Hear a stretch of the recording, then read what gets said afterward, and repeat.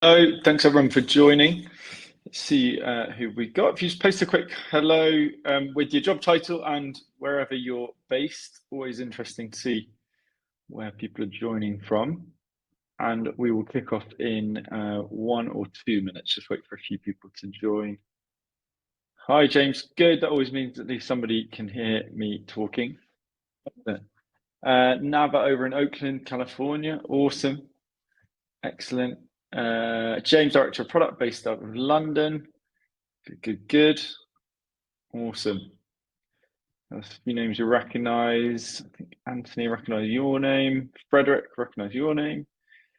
A few others as well. Awesome. Andrew down in Kent, Senior PM. Excellent. Good. We'll kick off just in 1 minute, just wait for a few more people to join before we do so. I will just test screen sharing whilst we're doing that. And make sure everyone can see before we jump in today. Georgie, based out in Boston. Awesome. I was there last year, actually. Very, very nice city. Very livable, although extremely cold in winter. Good. Excellent. So we'll wait just again, less than a minute, and we'll kick off properly. Whilst we're waiting for a few more people to join, just a heads up in terms of what we're going to cover today. If you've joined one of these sessions before, you'll know these are very hands-on, very actionable. I'm not a believer in doing some boring long PowerPoint presentation that you will forget about come 57 minutes time. So you're going to do a very quick intro on differentiation, 7 specific tactics for differentiation. Then we're going to look at examples of that. And then you're actually going to go and apply these in practice on a case study that I've put together to work on today. Good. Well, let's jump in. I know a few people will be joining late as well, so that's fine. We'll get started. And if anyone joins, if you have questions throughout, I will stop twice for questions. So do feel free to post those on anything related to what we're going to talk about today. And I will cover those once I take a bit of a pause. Good. Let's jump in. Differentiate or dies is the name of the talk today. And what we're going to do in the introduction, what I will be doing is just presenting a little bit of the theory before, as I said, we go and put this into practice, give you some real experiential learning here. So first, we're going to talk about why differentiate or die, right? Why differentiation is so important, becoming even more important over time. Secondly, we're going to look at specific tactics for differentiation that you can apply tomorrow, right, straight out of the box. And some examples there. And then, as I said, we're going to put this into practice with a case study. And later on, I'll just zoom out a bit. I will ask all of you to head over to Miro. I will share that link shortly. And you're all going to have your own workspace to work on that challenge. And we're going to spend a lot of time, half of today actually looking at some examples, some ideas that come out. I'm going to ask a few of you to come on stage as well. And then we'll wrap up with some Q&A at the end of today. Good. One ask from me just before we jump into the sort of core value of today. If anything resonates today, and if you want to, level up, take this a level higher, really put this into practice and accelerate your product career, accelerate your path towards head of product, then we've just launched our next cohort of Product MBA that's starting in May. So when you head over to Miro, you can click this button to learn more. If you're really interested and you're going to commit to it, then you can also apply by following that link. 2 other useful links. Every week, I'm now posting product insights and articles on our Substack, so productmba.substack.com, including one next week on the implications of AI for differentiation. So that'll be worth as a follow-up. And secondly, if you don't follow me already, I'm posting every day of the week, every day of the work week, sharing product insights on LinkedIn. There's some useful links there. I will now share that Miro link. However, do feel free to just follow my screen. I will be screen sharing for the rest of the introduction. Quick recap for anybody that has just joined. We're going to spend just 10 minutes talking about why differentiation is becoming even more important, some tactics for differentiating, and then we're going to go into a case study where you're going to be involved with that case study yourself. So we're going to put theory into practice. Good. So firstly, what is differentiation? Is this one of these words that is sort of bandied around, like passed around in product and meetings all over the place. When we talk about differentiation, it means that we're doing something not just unique, right? Something different, something noteworthy, but something that is also valuable. So, for example, we are not differentiating our product by, okay, we're going to do, let's do, Calendly, for example, right? So, and it's just using crazy colors and typography. So we're different in our user interface, but we're not valuable because it's confusing, right? It's just not actually delivering value. So yes, we want to be unique, but also we want to make sure we are actually delivering value. Now, why is differentiation so important? Well, it's always been important, right? We operate in a competitive world, but there are three trends that are essential to remember that mean we need to push ourselves even harder to differentiate products. So the first one, the most important, there are 16 times more products right now than there were just 10 years ago. What does that mean? It means it is far more competitive. It means there are 10, 16 of every product in each and every product category. Okay, so we're far more competitive environment. Therefore, it's harder to capture and hold market share. Secondly, this trend will only get harder with AI, right? Tools, everyone has been following, I'm sure, what's going on with ChatGPT. We are getting to the point where you will be able to just build and launch an entire functional coded product within just a few minutes. That means it's very easy to copy your product if it's not something that's differentiated and has some sort of long-term strategy. And again, it means there's going to be a lot more competition in each category. Thirdly, the consistent factor that we need to remember, 80% of products never achieve product market fit, i.e. they never get to the point where they're getting enough growth to unlock a lot of revenue, a lot of profit ideally, and sort of consistent user growth, right? So there's no sort of long-term future with it. We're either on the path to failure, right? Not getting enough usage, enough revenue coming in, or we're just stagnant and struggling to work out whether it's worth carrying on with that product.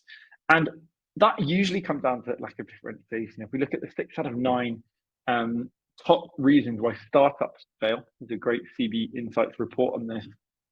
Those are all related to lack of differentiation. Okay, so lack of differentiation is the main driver of product success or failure, amongst other things, and is the reason why we currently see around 70 to 90% of products fail. So if you are not differentiating, if you don't understand differentiation, then you're extremely likely to fail. Your products are extremely likely to fail. Good. So let's look at differentiation tactics in practice. Right, there are 7 approaches, and just worth saying, many people understand differentiation, but we tend to sort of stumble across it in many cases, right? We might come up with an idea, right, that luckily is unique, otherwise we wouldn't get enough traction to sort of carry on building around it. But we can be more methodical when launching new products, but also auditing existing products to really increase their chances of success. Let's have a look at those 7 approaches. And have a great question. Can I share the data sources? Yeah, if you'd like that, message me on LinkedIn and I will dig those sources up. I've got them in my notes from my previous book. So feel free to reach out to me there. So differentiation, we've got seven approaches that we can apply here. I'll just bullet point these and then we'll go through with examples. So we can offer what we call a radically different benefit, right? Sort of piece of value. Second, we might have a radically different brand. So we might differentiate through brand. Third, we might have a radically different experience. And that can be both digital and physical. Fourth, we might differentiate with price. Fifth, by manufacturing. Sixth, by distribution. That can be, again, digital or physical. And then finally, on profit model as well. Okay, so let's have a look at these examples. And as I said, later, in 5 to 10 minutes, you're actually going to put this into practice yourselves. Okay, you're going to put this into practice. So do listen up. I'm going to ask you to sort of pull from this toolkit with a case study that we're going to be working on together. So what do we mean by radically different benefit? This is essentially where we're adding an extra piece of value on.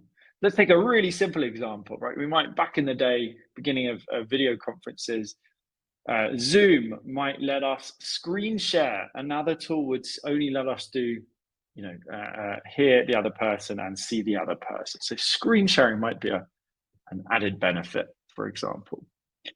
But looking at a more concrete example, let's take Loom, right? Loom.com, if you haven't heard of it, I will just show you the landing page.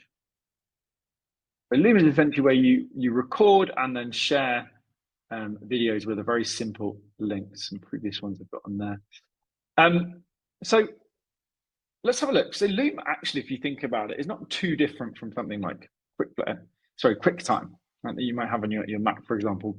Simple way of recording a screen or recording from your computer. So, who's it for? Same market. Yeah, anybody that wants to improve communication, right, sharing through video rather than, let's say, text, for example. What's the core value? Same core value, really. Record and share videos. What's the added benefit? What's really leaning into the sharing aspect of this? So rather than just recording a video and then you having to email it to someone, with Loom you can share. It creates an automatic link as soon as you record the video, and then you can just copy that link and share it with whoever you like, and people can comment on there as well. So there's a few different value adds.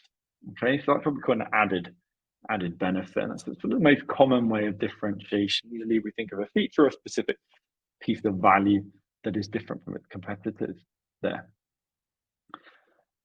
Second, hard to do, but a very strong, very defensible moat if we can pull it off. We can differentiate by brand.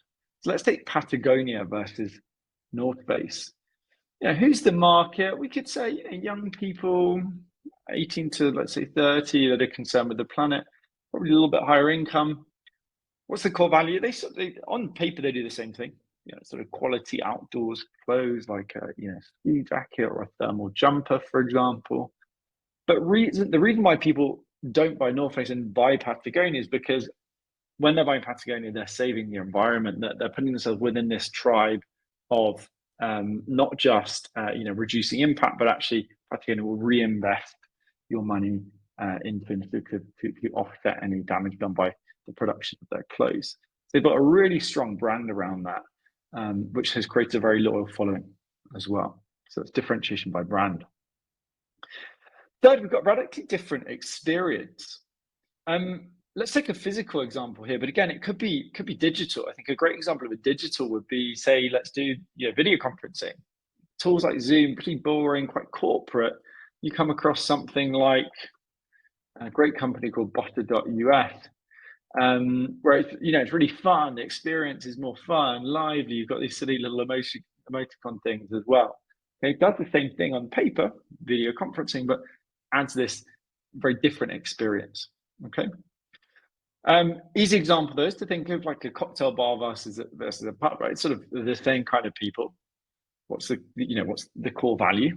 Yeah, getting a drink or specifically getting a cocktail. But the experience of a cocktail bar is different, and that's why we go there. That's why some people go there, why they pay for that experience, because of the ambience, right? There's a professional cocktail mixologist there throwing things around, making a really nice cocktail. So the experience is different, and that's why those companies survive and why they exist. Fourth, we can differentiate with price as well. So take something like Prod MBA versus a Udemy course. By setting a high price, we as a company are sending a signal that, hey, we're not in the same bucket as a $10 Udemy course where it's just about, hey, here's some videos to go and watch and that's that. It's about instead actually showing that there's a much higher value there, and that our audience then perceives a higher value. And ultimately, like, the experience is very different from a $10 Udemy course. So we can differentiate by price by sending a signal that we are different in some way, that we add more value or different value there as well. But on the surface, market's the same, right? Targeting product managers. There are some good courses, good theoretical courses on Udemy for product managers. What's core value? Ultimately about career growth. But price point is one thing that makes us stand out, for example. 3 more to go, and then we will jump into putting this into practice. We can also look at radically different manufacturing as a driver of differentiation. So let's take Invisalign, right? So this is invisible way of realigning your teeth. I've just gone through it, which is why I thought of it. Traditional braces, if anyone remembers what those were like, big metal things in your mouth that took a couple of years to fix your teeth. Who's the market? Well, pretty broad, general public. Core value, you're going to need to have a nice smile, good teeth. The reason why Invisalign is very different is because they 3D print. They are able to customize through different mouthpieces that you put in. They're able to customize specifically to your mouth without needing to constantly go to a dentist to tweak these metal pieces, right, and keep tweaking it manually. So they can customize because it's 3D printed, and because it's 3D printed, they have speed on their side as well. Right, you can scan your mouth. Within a couple of days, you're going to receive that first mouthpiece to start realigning your teeth. So traditional braces just cannot compete with that. Number 6, we have distribution. Right, distribution. Let's look at Amazon versus a high street store. Amazon does many things well, but one thing it does really well is distribution. So, let's say, sorry, ignore these. These are in fact incorrect. Ignore the market. In terms of distribution, hey, anybody uses Amazon nowadays. Anybody goes to a high street store. The reason why Amazon is perceived to be more value is that distribution is way faster and cheaper, and that is because of the way that they distribute. Rather than going from a distribution center to in fact usually a warehouse and then to a shop, and then maybe to your door, or you go there in person. We've got this very much shorter distribution flow from distribution center straight to your door, and that can be done same day, right, with Amazon Prime, for example. So the value is just much higher, or perceived to be much higher for people that value speed and price. And finally, we've got radically different profit model. Really good example of this is Salesforce. So back in the 2000s. Salesforce is a way to essentially manage anything related to sales and customer management, right? So that's the core value. They differentiated because back in the day, you had these big companies like Oracle, SAP, the big old school incumbents, and they would essentially lock in other companies. If they wanted to manage their sales and customers, they'd lock them in with fixed contracts, all of these expensive features, so that companies basically had a huge upfront for each year, and they didn't know, or were able to adjust that and say, well, what happens if we double our sales pipeline, or we double our team, for example? Not sure. What if we reduce it? So there's no flexibility there with locking contracts. Salesforce actually were the first one to come along. Now it's very normal. First to come along and say, well, let's just do monthly subscription. So you pay per month or per year, whatever you want to do. It's flexible. We're going to give you different pricing models as well, which in itself, again, is a way of differentiation through pricing, right? Different offers, basic, pro, enterprise, etc. So just by doing that, that was a real value add and something that really helped them differentiate there as well. We can do other clever things like profit model could, money back guarantee is something we do, for example. That shows that our incentives are aligned with the users rather than just trying to maximize profits. That's another way that you can really make yourself stand out there as well. Okay, so these are the 7 sort of main differentiation tactics we can use. Let's pause now for a few questions. Do you have any questions from the audience? Just on the theory, we will, as I said, put this into practice in a couple of minutes. So it should become a bit more clear for you then. Any questions so far?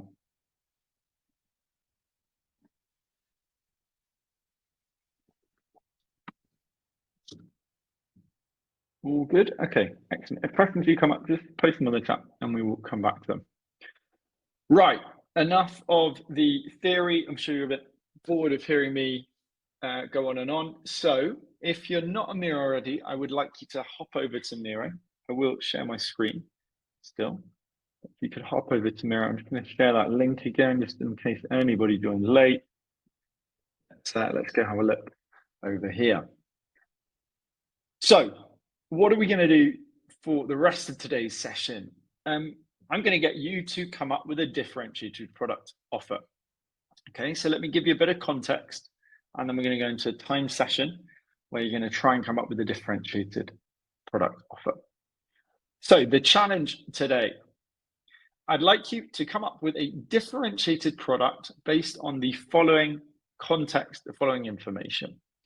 So imagine that we have an existing product and it helps product managers manage their time. Okay, so we want to help product managers manage their time. However, customer feedback shows this is really just seen as another to-do list tool, right? It's just a boring to-do list tool. Some people use it, but nobody loves it. We're not getting much growth, right? We were really lacking market share with this, okay? So what I'd like you to do is you could either try and rethink that product, right? The sort of basic to-do list product, or come up with an entirely new product offer that's going to address this core problem, okay? So either improve that to-do list product or come up with an entirely new offer. Now, just some context, some further context for you if you want to really try and rethink this problem. So what is the problem? Well, really, it's product managers are feeling overwhelmed with work, right? They're busy, they're feeling overwhelmed. What's the cause of the problem? It's usually that these product managers are not clear about what to prioritize, or they're not clear how to work efficiently, for example. Now, why is this a problem? Just to be crystal clear. Well, if the product manager is overwhelmed, it means they're unlikely to be having as much impact as possible. If they're lacking impact, they're not going to be building great products. If they're not building great products, they are not moving their career forward as well, right? They end up quite stuck there. Now, there are a few different buckets, right, of solutions we can think about here that are currently used to solve this problem, right? Solving that problem of product managers feeling overwhelmed, feeling busy with work. So there are project management tools to help them sort of manage their teamwork. They've got personal to-do lists to manage their own time. There are OKRs, key performance indicators that are defining with management informally. Maybe they're reading books and articles. And things like Google Sheets are used to keep track of goals, to-do lists, any data points. So point is this is quite a broad problem, and you can look at this in as I said, in many different ways here. So I've deliberately designed it that way. Okay, so as I said, we'd like you to rethink how might you solve this problem of product managers managing their time more effectively. Okay, either improving this basic to-do list or rethinking the problem entirely. Now, I'm going to set a 10-minute timer for you to work on coming up with a differentiated product offer, and I've just done an example for you here. So firstly, I'd like you to have a think, go and explore some different tools, brainstorm, write down some ideas, check out what's going on in the market, and then I'd like you to define which tactic you are focused on. So my example, I'm going to focus on differentiating by price. Who's my market? I'm going to stay quite broad with product management. You can go more specific. What's the core value of my product? It's really managing to-do lists.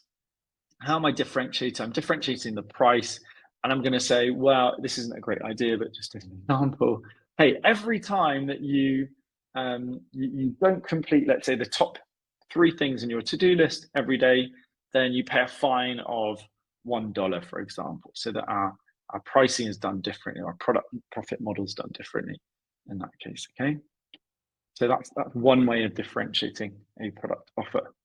Now, take your time with this. Again, I'm going to give you 10 minutes. It is hard to come up with differentiated product offers. So try a few different ideas, write them down on here. I will be having a look and scanning and just adding notes and comments as well, just to help you out with this. Really try and push for 10 minutes to come up with a really nice differentiated product offer, but don't beat yourself up if you're really stuck or can't come up with a good idea. There's a reason why differentiation is hard and requires really lots of repetition, lots of experience. Any questions before we jump into that exercise? Any questions? Feel free to post on the chat.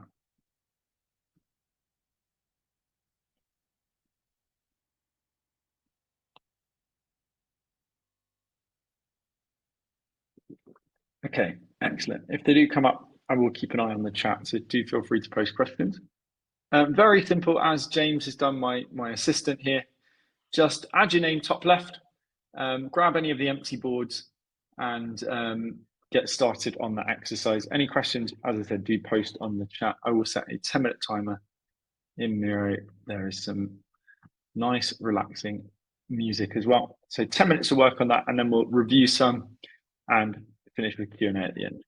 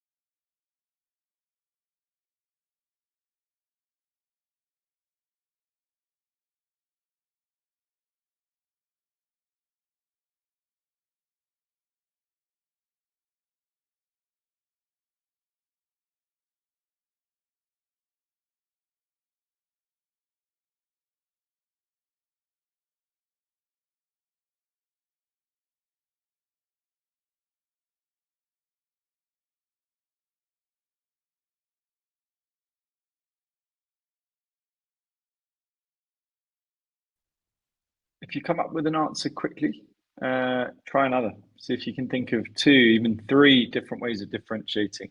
Right, we don't always need to focus on one. We can compound a few different differentiators together to make our offer even more valuable.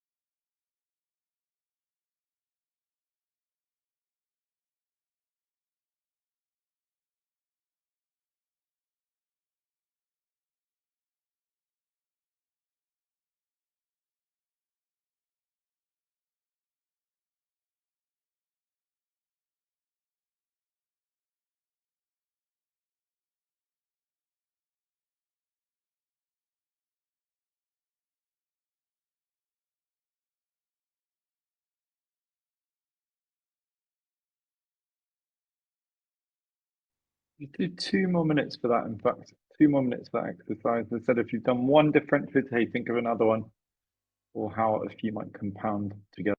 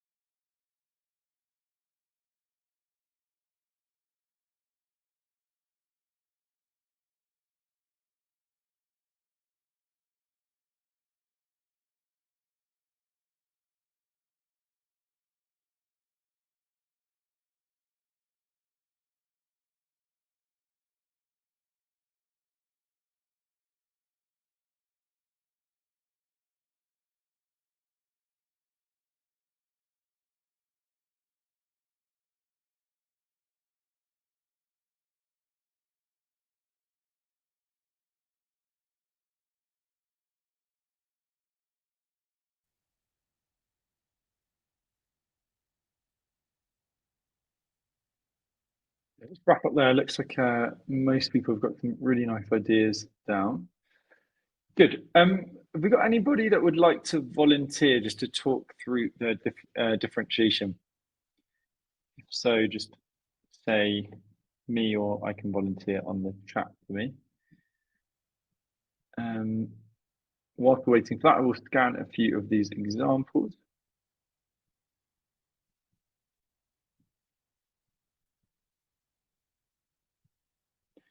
Rob, okay, awesome. Let's have a look. Let's have a look at an example. Rob, I think I'm on your board already. Good. Okay, awesome. Rob, I'm just going to invite you onto the stage so we can have a look at this.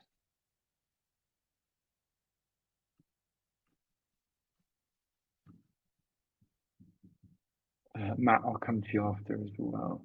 So just to give a bit of context whilst we're waiting for Rob to join. Rob, I've just sent an invite to come on stage to you. There we are. Okay, awesome. Good.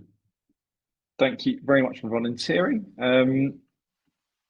Good. Hopefully, yeah, your audio should be working. Say a quick hello for me.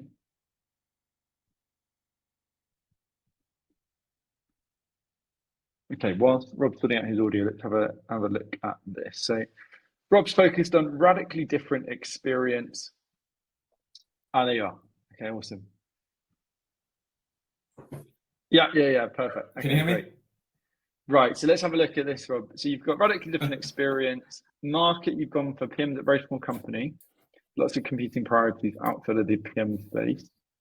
Okay, good. So why did you choose that market specifically out of interest? Resonated with me personally, and also some team members who would love to spend a lot more time on the actual PM side of the role and not all of the other firefighting. Nice. So yeah, there's more of an incentive, right, at smaller companies to focus on, higher impact work rather than getting stuck on bug reports and issues like that. Okay, good.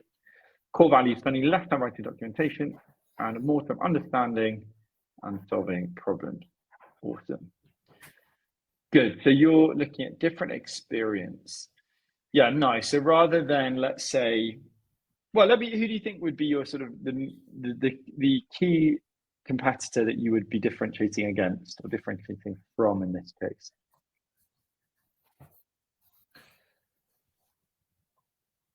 Interesting question. I don't really use any other service to achieve this at the moment, rather than like project management templates. I think these sort of project management tools, like right, where it's you're tracking, it's used for So this would be a bit of a gear shift in. Sorry, I think there's a bit of a lag, not intentionally speaking over you. This would be a bit of a gear shift in terms of it's not just a template; it actually fills out does a lot of the thought work for you, provided that you've come up with a really good initial stimulus. Good. Yeah, I like it. And as you said, it saves time as well. Then it's the same paradigm shift from, let's take Loom versus email or Slack, where Loom LOOM took it, made a bet and said, we think video is a better channel for communication than text. Right, so we're going to send videos to each other, not emails and text. I think this is a similar paradigm shift where it's like, rather than doing all that writing, let's use AI to do it for us, essentially, to speak to it. Good. Okay. Yeah, I like it. What about, let's look at these other factors here. Is there any other way we could? So I think it's a great differentiated experience. Awesome. What else could we do here to differentiate? I was tossing up between experience and benefit really, because I think it's both. I mean, the experience of doing this, it's having it's like the ticket bitch that just does all of your tickets for you and you don't have to worry about it. But the benefit is very clear as well. There's another one that jumps out to me. Think of what's the perceived value of this product. Think of who actually, let's take the example of the project management tools in a small company. Who's going to make the decision to pay for this thing?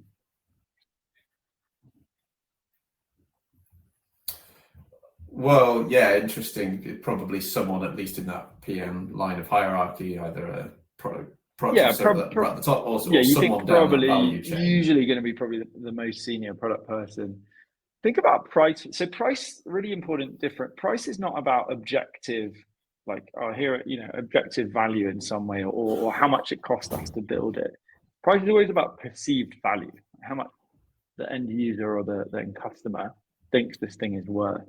Why might we leverage price here or do very different price from, say, $20 a month at Jira?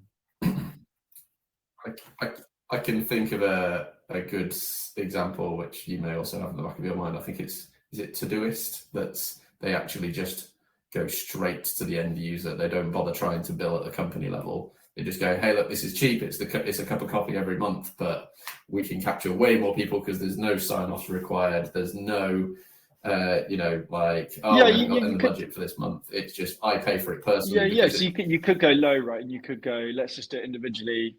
Hey, if they want to eventually do business plans, then fine, that'd be one. I was thinking going high price though, so doing selling to the businesses, high price. Why might I say that? And why might I think that the perceived value is a lot higher with this than current solutions? Think of some of the words you used. I guess rather than comparing it to other tooling, you could compare it to the cost of other employees, right? This is going to save me 1 PM a year. Exactly.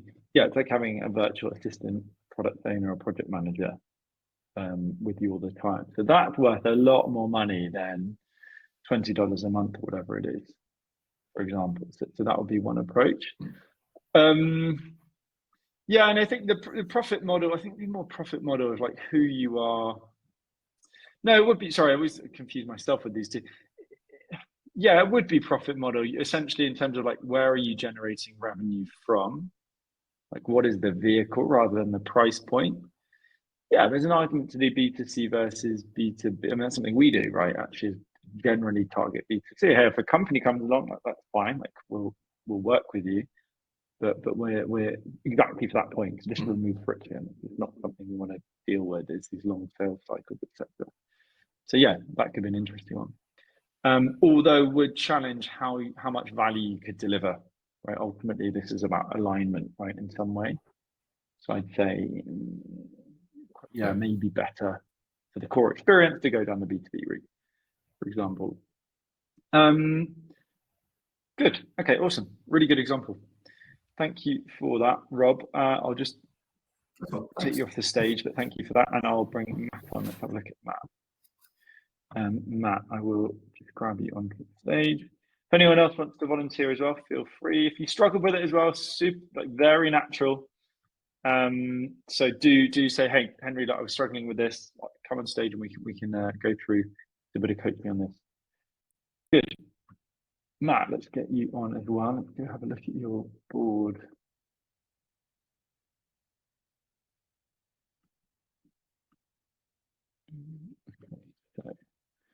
Whilst I think everyone always has tech issues with this. Whilst you're sorting out audio, video, Matt, I'll just introduce what you've covered for the rest of the group. So Matt, you put PMs, supervisors, or PMs Okay, interesting. Interested to hear now. What's the core value? Transparency. Okay, presumably that's transparency over the work being done. How are we differentiating awareness of misalignment within company or product strategy, or with company or product strategy and feedback? Okay, interesting. Matt, if you unmute yourself, hopefully your audio should work. Let's have a go. If we don't get anything, we'll move on. Okay, we'll pass that. Don't worry. Thank you for offering that.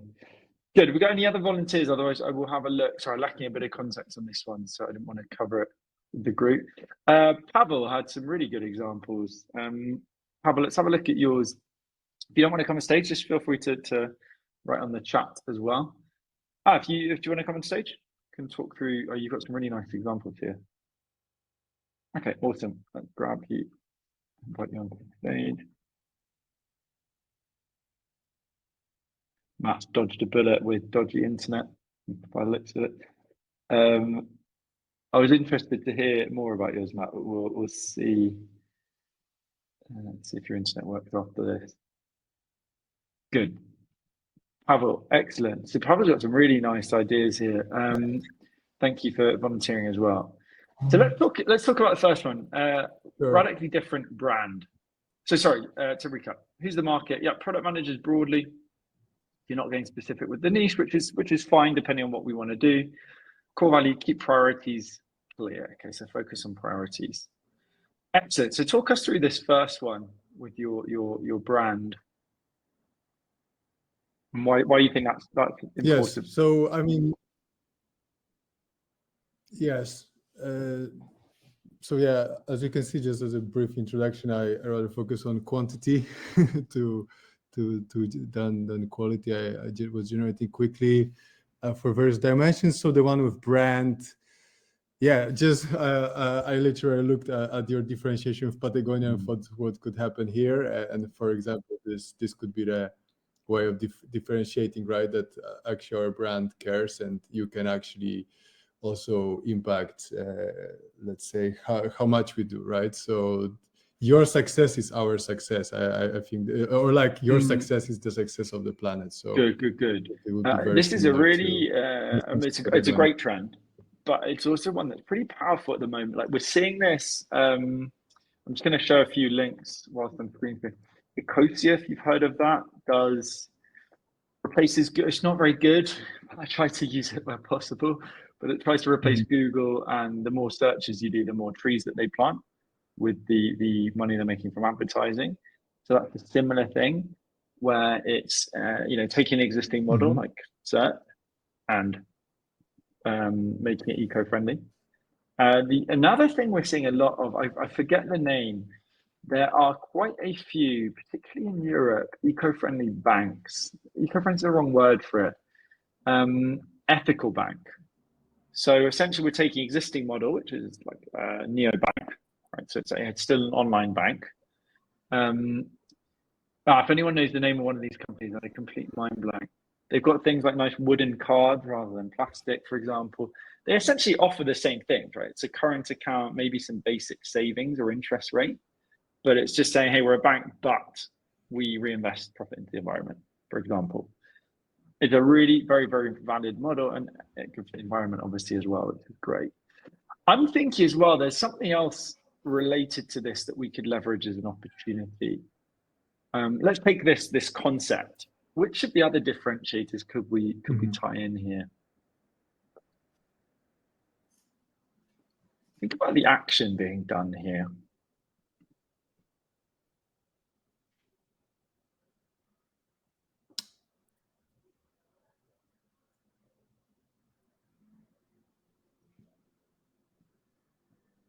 Any ideas from the group whilst we're on this?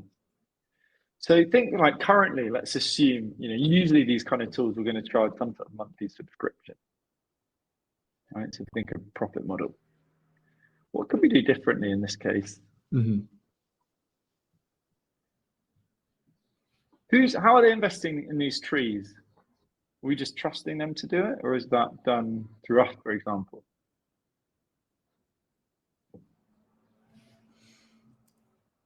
Yeah, sure. I mean, they must have some partners, right? And don't worry if it's that. I'm just thinking it's, hey, what you could do is say, hey, if they're going to plant trees, maybe we could take a bit of commission on that. Obviously not a lot because we want the money to go to a positive, but we could shave off some commission there, for example, or we could charge a basic monthly subscription with some sort of profit incentive tied to number of trees being planted, for example. We could do something interesting there to further differentiate.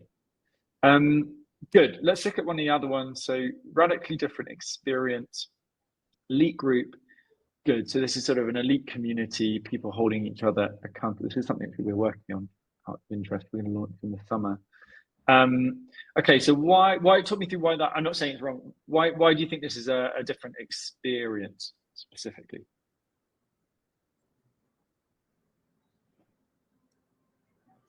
It's different experience. Well, because it's kind of more social experience, right? More community based experience. Good. So So rather than rather than of an course, there's individual priority / to-do list, it's like, no, you're actually going to sort of not open source, but just share this with other people. Yeah, I think it's a really interesting idea because if you so think in of this, the way to-do lists are, okay, great if you're prioritizing, but are those the right? Are the things that you're prioritizing? Are the 10 things on your list actually the most important things to work on? You could be really good at prioritizing those 10 things, but maybe you should do none of them and you could be doing another thing entirely, for example. So getting other people to come in and look at what you're working on could help you, would help you, I think, lift up your experience. And yeah, good. High subscription price, right? Really showing perceived value, self-selecting as well, right? For people that are sort of more serious, more committed. Another benefit of higher pricing. Good. And final one, auto-generated summary of the work done in the day. Yeah, so it's auto-generated rather than maybe you summarizing yourself, or it's just an add-on to your to-do list tool, for example. Yeah, it could be interesting. yes. Definitely. Okay, awesome. Good. Well, we'll pause it there for the examples. We'll just wrap up with a bit of Q&A for today. But before I do that, just again recapping the only bit of marketing I will do in today's session.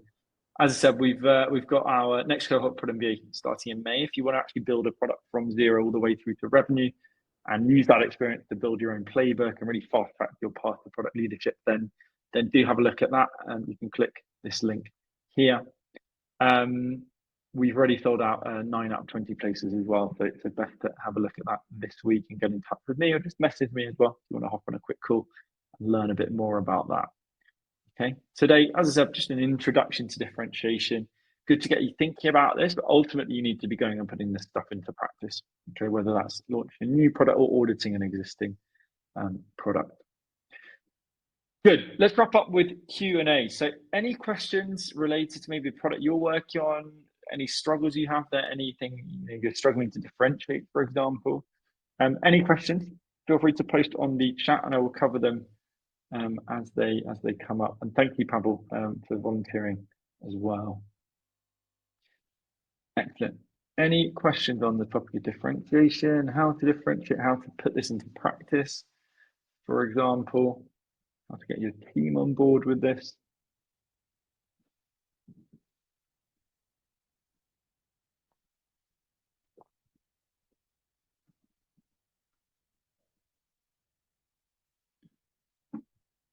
Right, Rob's got a question coming.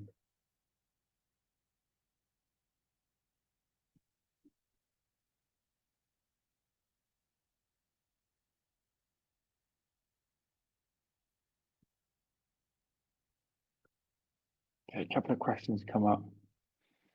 James, thank you. Yeah, no worries if you need to drop off. Thank you for joining. Right, let's grab Matt's question and have a look at this. So what are some of the common challenges you see teams have with differentiation at both product manager or individual contributor level and leader level? So I mean, the first thing is not realizing how important, it is and not acting upon it. So we'll talk about how to act upon it. So for, it's very easy, very common to get caught up in the day-to-day or micro level, i.e., we're thinking about maybe roadmaps, specific features we want to build, and not thinking about actually constantly revisiting this topic of how are we differentiating? Okay, how are we differentiating? How does that then translate into how we market ourselves in terms of building awareness, sales, marketing materials, that kind of stuff? And then also, more importantly, how does that translate into the kind of features we build? Yeah, I'm just going to again share that link with Butter because I think it's a great example. If we are not laser focused on what our, in that case, right, a unique experience, it's still video conferencing, but a unique experience, we're not going to prioritize these fun little features they've got, like silly gifts, little like confetti and party hats and all these kind of little things. They're just not going to get done because we're going to say, well, we need to focus on video conferencing features. So it's just constantly remembering what our differentiation is and making sure that everything on the roadmap is driving towards it. So just addressing your point, what's the common challenge? Actually remembering to stay laser focused on this. In terms of, say you've got someone that really buys into this and goes, yeah, Henry, I love differentiation. I get it. I get that this is the big thing we need to do with our product. Otherwise, we're never going to succeed. Ultimately, it's about shifting the conversation. So that can be done in a few different ways. I think more passively is firstly just constantly sharing statistics. I'm going to send through, as I said, statistics on some of those. The sources for what I shared today. So product failure rates, right? Reasons behind that, trends around increased competition, for example. So just sort of like making the conversation move forward there. The second very concrete thing that I suggest doing is I'm going to share a workshop with you right now called the Product Strategy Decider. This is a Miro template. It's got everything you need to run an effective workshop to define your product strategy. Product strategy is ultimately, how are we going to be delivering value? And ideally, how do we deliver our unique value? Okay, that's generally the short-term product strategy. So I suggest running this workshop. I'm posting the link right now. Running that workshop to kick off the conversation, right? To help us define how we might differentiate our product with stakeholders and with our team, a smaller company, for example, and come out of that 1 hour session with a few different ideas about how we might differentiate. And we package that into something called an MBO framework, which again is laid out there. So two things. I think one is just making people aware of this, that this is essential, like really important for product success. And then secondly, best first step to take, really concrete step, is run the Product Strategy Decider workshop so that you come up with a few different ideas for how you might differentiate. A third option is you've got access to the Miro board from today. Why don't you just get the right people in a room, 1 hour workshop, explain why differentiation is so important, as I did today. And secondly, go through, hey, look, we've got these 7 tactics available to us. Which one might we be able to apply? The hard part is then driving, consistently hammering home the same message. Once we have an idea of how we might differentiate, pushing that internally, like communicating, storytelling, getting people on board with it. And that's harder for sure, but again, has to happen for us to ultimately build a great product. Great question. Final question that I will cover, Rob, let's bring this on stage. So, any tip for explaining technically complex but highly valuable, differentiated experience to very old school B2B customers? Okay, Rob, can you give me a little bit more context on that? So any tips? Okay, no, I think I've got this. So you've got a technically complex, let's say, a new way of delivering value. It's super valuable, but the old school B2B customers are not, or they are resistant to change. Ultimately, it comes down, it's the same as pricing. Nobody cares that you've built some cool AI-driven, whatever it is, tool, right? Like, oh, wow, it's amazing. It was, we put loads of work into it and it's going to be awesome. it's all about perceived value. So you need to work out how to put it in terms that the old school B2B customer cares about. Okay, the old school customer cares about. Like if it means, so you're looking at insurance industry, they're still using fax machines. You don't talk about the technology, just talk about, hey, look, this is going to mean that you're able to go to the pub at 3 p.m. rather than, 5 p.m. It's going to save you time, money, maybe help you build reputation, build status within the organization. So everything you do in terms of how you communicate with the B2B customer should actually actively avoid talking about technology and just exclusively focused on value would be my advice. Again, usually time, money, status, these are the core motivators of action. You're still going to have, like, that's not easy to do in practice. I don't have enough context to give you very concrete advice there, but follow that principle, just pitch value to them. And, who doesn't want to save time or money or get a possible promotion by doing their work a hell of a lot better, right? So put it in their own terms that they understand. Very briefly, let's cover Pavel's final question. Bring us on stage as well. Okay, so Pavel, are there clear patterns on how we differentiate versus how we should approach validating product market fit? Yeah, so product market fit it's one of these messy terms. Product market fit, as I see it, is when we see significant growth that it means we're not having to pour loads of money into things like sales and marketing to sort of kickstart growth. Like we're seeing some organic growth. We are seeing, maybe we're adding more features and we're getting, more paying customers, for example. Ideally, profitability should be a big part of that as well. So what is the difference? How we differentiate is the way that we hypothesize that we will drive product market fit. Okay, because what does it mean? A product, to be successful, has to be different, but it has to also be valuable for the market. Okay, so the way to think about it is that we're coming up with an idea about how we're going to differentiate our product. We then might build an offer out on a landing page, see, hey, are people actually interested in this thing? And then we might build features that we assume are going to help us deliver on that differentiation. So coming back to the butter example, like all these fun little features to make the experience different. If we do that, then we should see product market fit if our hypothesis is correct. The challenge is we don't know whether it's correct. Okay, we don't know whether it's correct. And that's why, in fact, the product strategy decider, there's a framework that we cover in that workshop called an MBO, which is how we really validate the product strategy before we commit to actually building anything there. So hopefully that helped. Excellent. I'm going to have to wrap up there. Hopefully that was helpful. If you've got any feedback, any questions, do message me on LinkedIn. If not, hope you enjoyed today. And yeah, go put this into practice. Run a workshop with your team, something really relaxed, get some people in the room, bounce around some ideas here. Any questions about putting it into practice, do reach out. I'm more than happy to help, as usual.